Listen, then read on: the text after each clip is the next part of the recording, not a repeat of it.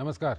हमारे इस खास बुलेटिन में आपका स्वागत है। मैं हूं चंद्रशेखर जोशी और मेरे साथ हैं मेरी सहयोगी बीना सिंह। तो आइए शुरुआत करते हैं और सबसे पहले आपको दिखाते हैं इस वक्त की हेडलाइंस।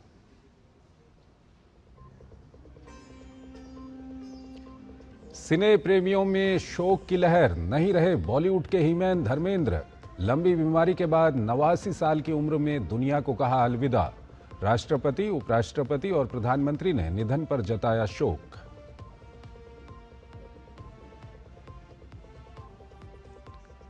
ऑपरेशन सिंदूर में श्रीमद् भगवद गीता का दिखा संदेश। रक्षा मंत्री राजनाथ सिंह ने कुरुक्षेत्र में अंतर्राष्ट्रीय गीता सम्मेलन में कहा, धर्म की रक्षा के लिए भारत ने निभाया कर्म, आतंकवाद के खिलाफ दिखा कड़ा एक्शन। कर्नाटक में मुख्यमंत्री की कुर्सी पर मचा घमासान, सत्तारूढ़ कांग्रेस में बढ़ती अंदरूनी खींचतान। मुख्यमंत्री की मांग को लेकर डीके शिवकुमार गुट के विधायकों का तीसरा दल दिल्ली पहुंचा।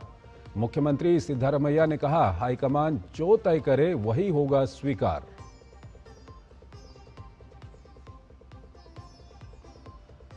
दुश्मन पनडुब्बियों की अब नहीं खैर, भारतीय नौसेना में स्वदेशी तकनीक से बना पनडुब्बी रोधी युद्धपोत माहे हुआ शामिल। टारपीडो, कई भूमिका वाली पनडुब्बी रोधी मिसाइल, उन्नत रडार और सोनार से है लैस।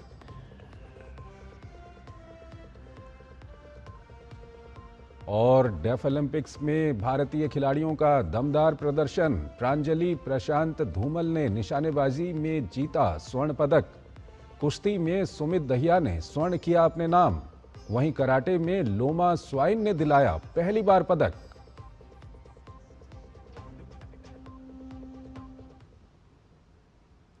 और आइए अब खबरों को विस्तार से देखते हैं। हिंदी सिनेमा के हीमैन धर्मेंद्र ने 89 साल की उम्र में दुनिया को अलविदा कह दिया है। अभिनेता काफी लंबे समय से बीमार चल रहे थे। 8 दिसंबर 1935 को पंजाब में जन्मे धर्मेंद्र का पूरा नाम धर्म सिंह देओल था। दिग्गज एक्टर ने सालों साल हिंदी सिनेमा में राज किया। एक्टर ने 1960 में आई अर्जुन हिंगोरानी की फिल्म दिल भी तेरा हम भी तेरे से फिल्मी सफर शुरू किया था, जो प्रेम कहानी थी। धर्मेंद्र ने एक्शन से लेकर कॉमेडी तक दर्शकों का हर जॉनर में दिल जीता।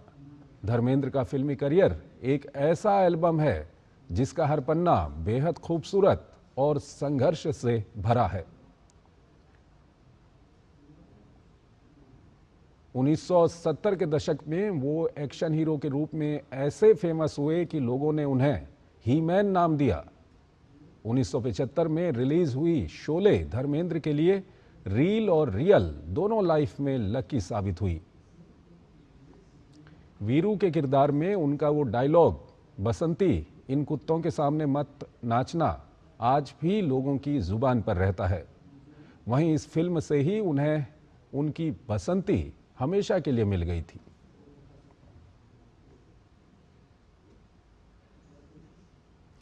राष्ट्रपति द्रौपदी मुर्मू ने भारतीय सिनेमा के प्रसिद्ध अभिनेता धर्मेंद्र के निधन पर श्रद्धांजलि अर्पित की है। राष्ट्रपति ने एक्स पर लिखा कि वरिष्ठ अभिनेता और पूर्व सांसद श्री धर्मेंद्र जी का निधन भारतीय सिनेमा के लिए एक अपूरणीय क्षति है। सबसे लोकप्रिय अभिनेताओं में से एक, उन्होंने अपने दशकों लंबे शानदार करियर में कई यादगार प्रस्तुतियां दी। भारतीय सिनेमा की एक बड़ी हस्ती के तौर पर वो अपने पीछे एक ऐसी विरासत छोड़ गए हैं जो कलाकारों की नई पीढ़ियों को प्रेरित करती रहेगी। उनके परिवार, मित्रों और प्रशंसकों के प्रति मेरी हार्दिक संवेदना। और वहीं प्रधानमंत्री नरेंद्र मोदी ने प्रसिद्ध बॉलीवुड अभिनेता धर्मेंद्र के निधन पर श्रद्धांजलि अर्पित की।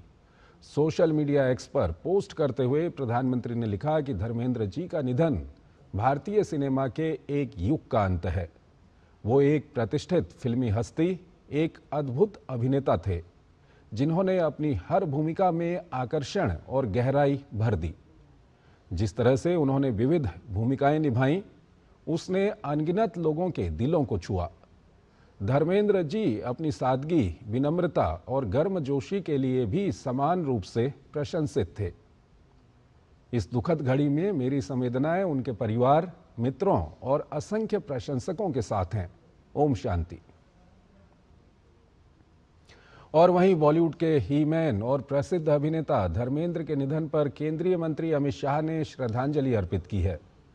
फिल्म जगत में धर्मेंद्र के काम को याद करते हुए अमित शाह ने एक्स पर लिखा कि अपने बेहतरीन अभिनय से 6 दशकों तक हर देशवासी के दिल को छूने वाले धर्मेंद्र जी का निधन भारतीय सिनेमा जगत के लिए अपूरणीय क्षति है। एक सामान्य परिवार से आकर उन्होंने फिल्म जगत में अपनी अमिट पहचान बनाई। धर्मेंद्र जी उन चुनिंदा अभिनेताओं में से एक रहे जिन्होंने जिस किरदार को छुआ वो जीवंत हो उठा और अपनी इसी कला के माध्यम से उन्होंने हर आयु वर्ग के करोड़ों दर्शकों का दिल जीता। अपने अभिनय से वो सदैव हमारे बीच रहेंगे। ईश्वर पुण्यात्मा को अपने श्री चरणों में स्थान दें और उनके परिजनों व प्रशंसकों को ये दुख सहने की शक्ति प्रदान करें। ओम शांति शांति शांति। अगली खबर की ओर आपको लिए चलते हैं। रक्षा मंत्री राजनाथ सिंह आज हरियाणा के कुरुक्षेत्र पहुंचे, जहां उन्होंने अंतर्राष्ट्रीय गीता महोत्सव में हिस्सा लिया। रक्षा मंत्री ने इस दौरान श्रीमद् भगवद गीता के सार पर जोर देते हुए कहा कि गीता का ज्ञान आज दुनिया की हर समस्या का समाधान है। समस्या का समाधान यदि खोजना है तो गीता का ज्ञान ही वह समाधान दे सकता है। जिस बात को आज दुनिया इतना प्रचारित करती है, वह बात श्री कृष्ण ने 5000 वर्ष पहले बता दी थी कि मनुष्य का व्यवहार उसके विचारों से बनता है और विचारों का शुद्धिकरण केवल भक्ति और योग से ही होता है। इसलिए आज दुनिया में गीता की स्वीकृति भी बढ़ती जा रही है। आज दुनिया के अनेक विश्वविद्यालयों में गीता पर पाठ्यक्रम पढ़ाए जा रहे हैं और यह भी अद्भुत है, गीता केवल एक आध्यात्मिक या धार्मिक ग्रंथ नहीं है, बल्कि मैं कहता हूं यह एक यूनिवर्सल लाइफ गाइड है, शाश्वत यह मार्गदर्शक बन चुकी है। राजनाथ सिंह ने साथ ही ऑपरेशन सिंदूर का जिक्र करते हुए कहा कि ये केवल सिर्फ सैन्य कार्रवाई नहीं, बल्कि भारत की आत्म प्रतिबद्धता, आत्मसम्मान और आत्मविश्वास की अभिव्यक्ति थी। उन्होंने जोर देते हुए कहा कि जैसे भगवान कृष्ण ने अधर्म के खिलाफ युद्ध पर जोर दिया है, उसी प्रकार भारत ने भी आतंकवाद के खिलाफ कार्रवाई को अंजाम दिया है। कर्नाटक कांग्रेस में मुख्यमंत्री पद को लेकर खींचतान अब खुली बगावत में बदलती दिख रही है। डेप्यूटी सीएम डीके शिवकुमार के समर्थक विधायक एक के बाद एक दिल्ली रवाना हो रहे हैं, जिससे हाईकमान पर दबाव लगातार बढ़ रहा है। 2 बैच पहले ही दिल्ली पहुंच चुके हैं, वहीं तीसरा बैच जिसमें 6 से 8 विधायकों के शामिल होने की बात कही जा रही है, वो भी राजधानी पहुंच गया है। इन विधायकों का स्पष्ट संदेश है कि राज्य में सत्ता परिवर्तन किया जाए और नेतृत्व को बदला जाए। इस बढ़ते दबाव ने कांग्रेस हाईकमान की चिंताएं बढ़ा दी हैं। पार्टी अध्यक्ष मल्लिकार्जुन खड़गे खुद हालात को संभालने में लगे हैं, लेकिन स्थिति फिलहाल नियंत्रण में नहीं दिख रही। कर्नाटक के गृह मंत्री जी परमेश्वर ने बयान देकर माहौल और गर्मा दिया। उन्होंने साफ कहा कि 2.5 साल का कोई फॉर्मूला नहीं है, जिससे इस पूरे विवाद को लेकर अटकलें और तेज हो गई हैं। वहीं खड़गे ने भी कहा है कि अंतिम फैसला हाईकमान ही लेगा। इधर खड़गे बेंगलुरु में ही रुके हुए हैं और उन्होंने फिलहाल दिल्ली वापस लौटने का कार्यक्रम टाल दिया है। ये कदम इस बात का संकेत माना जा रहा है कि पार्टी शीर्ष नेतृत्व स्थिति को नजदीक से मॉनिटर कर रहा है और कोई भी निर्णय जल्दबाजी में नहीं लेना चाहता।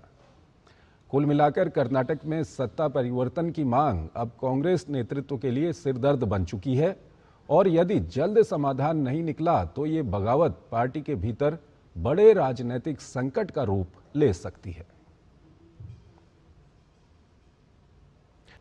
स्वागत है आपका ब्रेक के बाद। भारत की समुद्री सुरक्षा और स्वदेशी रक्षा क्षमताओं को आज बड़ा बल मिला है।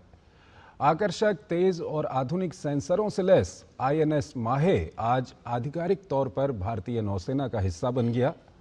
कोचीन शिपयार्ड लिमिटेड में तैयार ये जहाज माहे क्लास का पहला जहाज है, यानी उथले पानी में काम करने वाले भारत के नई पीढ़ी का एंटी सबमरीन जहाज 80% से ज्यादा स्वदेशी सामग्री से बना है।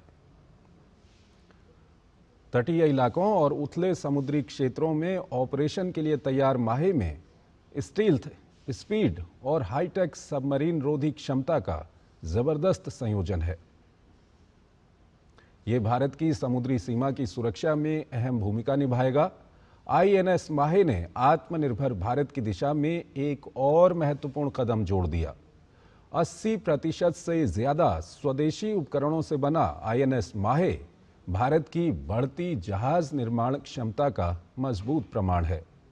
इस जहाज का नाम ऐतिहासिक तटीय शहर माहे के नाम पर रखा गया है। केंद्रीय मंत्री किरण रिजिजू भगवान बुद्ध के पवित्र अवशेषों को वापस लाने के लिए 2 दिवसीय यात्रा पर भूटान की राजधानी थिम्पू पहुंचे हैं, जिन्हें 8 नवंबर को सार्वजनिक प्रदर्शन के लिए भूटान लाया गया था। थिम्पू में केंद्रीय मंत्री का शाही प्रतिनिधियों ने स्वागत किया। कल एक औपचारिक समारोह के बाद वो भारतीय प्रतिनिधिमंडल के साथ अवशेषों को भारत वापस लाएंगे।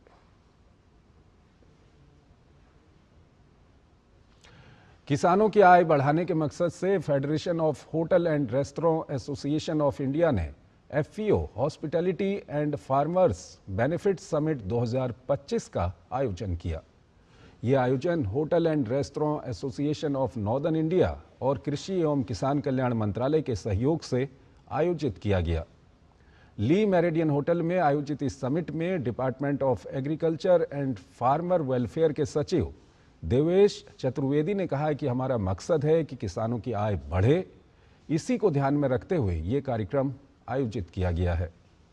इस प्लेटफॉर्म के माध्यम से तमाम एफपीओ होटल इंडस्ट्री से जुड़ सकेंगे और अपना उत्पादन सीधा बेच सकेंगे, जिससे बिचौलियों का कमीशन खत्म होगा और किसानों की आय में वृद्धि होगी। किसानों की आय बढ़ाना हम लोग का उद्देश्य है पूरे मंत्रालय का, और किसानों की आय बढ़ाने में उनको प्रोडक्टिविटी, प्रोडक्शन बढ़े, वो तो एक महत्वपूर्ण बिंदु होता है, एस्पेक्ट होता है, लेकिन उनको जो प्रोड्यूस किया उनको बेहतर उसका प्राइस मिल जाए, उनकी मार्केटिंग अच्छी हो जाए, उनके लॉसेस कम हो जाए। ये 2 चीज़ें भी बहुत महत्वपूर्ण रहती हैं उनकी आय बढ़ाने के लिए। तो ये जो हम लोग का जो एक ये प्रयास ये है कि होटल्स और रेस्टोरेंट के जो चेन्स हैं वो अगर वहाँ के जहाँ पर उनका यूनिट इस्टेब्लिश्ड है या बड़े शहर में या कहीं छोटी जगह पे भी जहाँ टूरिज्म अट्रैक्शंस हैं, वहाँ से अगर लोकल जो प्रोड्यूस हो रहा है वहाँ पे जो फ्रूट, वेजिटेबल्स, मसाले, फूड ग्रेन्स जो भी है, वो अगर सीधे वहाँ से खरीदेंगे तो किसानों को जो है जो बीच का जो बिचौलिया का जो प्रॉफिट चला जाता है वो उनको मिलेगा।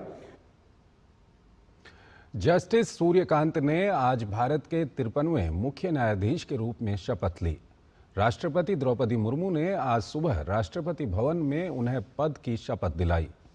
जस्टिस सूर्यकांत ने जस्टिस BR गवई का स्थान लिया है, जो कल अपने पद से सेवानिवृत्त हुए। शपथ ग्रहण समारोह में उपराष्ट्रपति CP राधाकृष्णन, प्रधानमंत्री नरेंद्र मोदी, लोकसभा अध्यक्ष ओम बिरला और केंद्रीय मंत्री अमित शाह, राजनाथ सिंह, JP नड्डा सहित कई गणमान्य लोग मौजूद थे। 1962 में हरियाणा के हिसार में जन्मे जस्टिस सूर्यकांत ने 1984 में हिसार की जिला अदालत से वकालत शुरू की। वो संवैधानिक सेवा और सिविल मामलों के विशेषज्ञ हैं। उन्होंने कई विश्वविद्यालयों, बोर्डों, निगमों, बैंकों और हाई कोर्ट का भी प्रतिनिधित्व किया।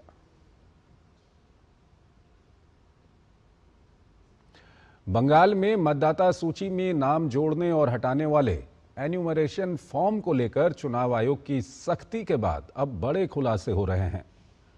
उत्तर 24 परगना से लेकर पश्चिम वर्धमान तक धांधली के मामले सामने आ रहे हैं।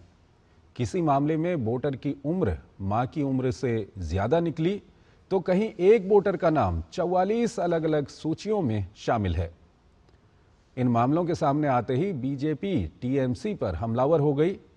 बीजेपी नेता जितेंद्र तिवारी का आरोप है कि ये सब तृणमूल का कारनामा है। वहीं दूसरी ओर तृणमूल सांसद कीर्ति आजाद इसके लिए चुनाव आयोग को जिम्मेदार मान रहे हैं।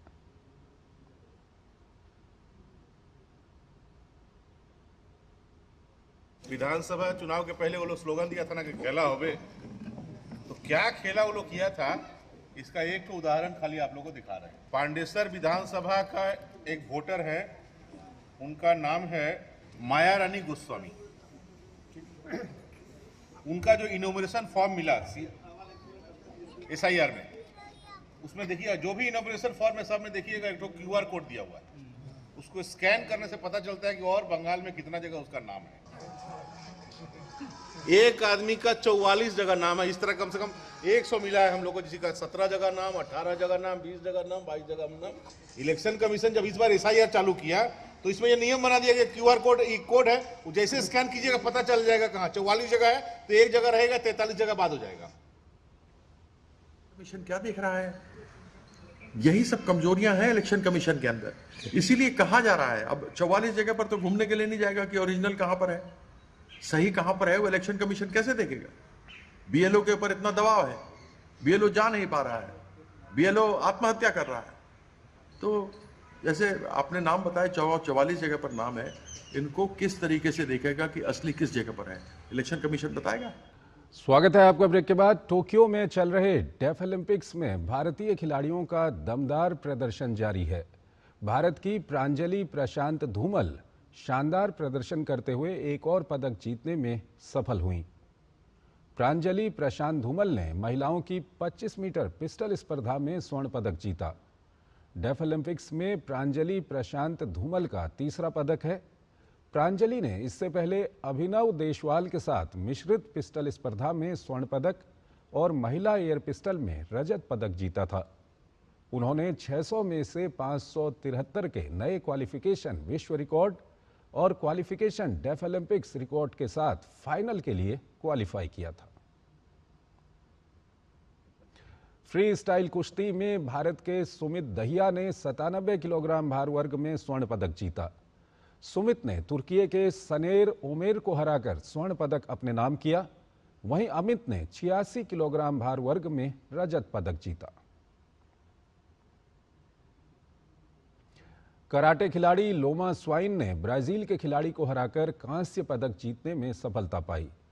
भारत का डेफ ओलंपिक्स में कराटे में मिला ये पहला पदक है।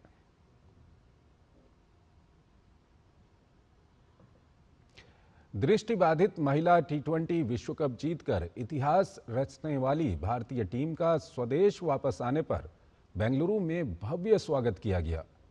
टीम इंडिया के स्वागत के लिए काफी संख्या में खेल प्रेमी और अधिकारी मौजूद थे।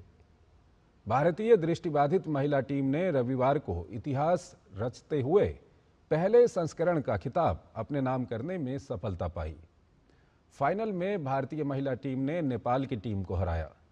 इस उद्घाटन टूर्नामेंट में ऑस्ट्रेलिया, पाकिस्तान, श्रीलंका और संयुक्त राज्य अमेरिका जैसी टीमें भी शामिल थीं। मैंने मतलब एक्सपेक्ट नहीं किया था कि क्या बोलते हैं उसको, इतना मतलब अच्छे से होगा।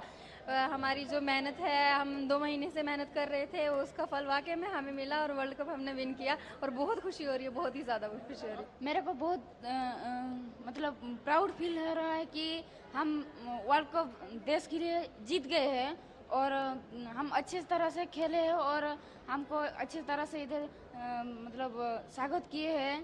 बहुत खुशी लग रहा है, बहुत अच्छा लग रहा है मेरे को। हम हमारा पूरा टीम इमेजिन किया, हम बेंगलोर जाते इतना स्पेशली हम लोग रिसीव करते हैं, ऐसे पूरा हम रात सो गए ना, ऐसे पूरा नींद नहीं आया हम लोगों को। ये We really worked hard and as a team you can see looking, we already lift the cup and we are here and everybody is happy.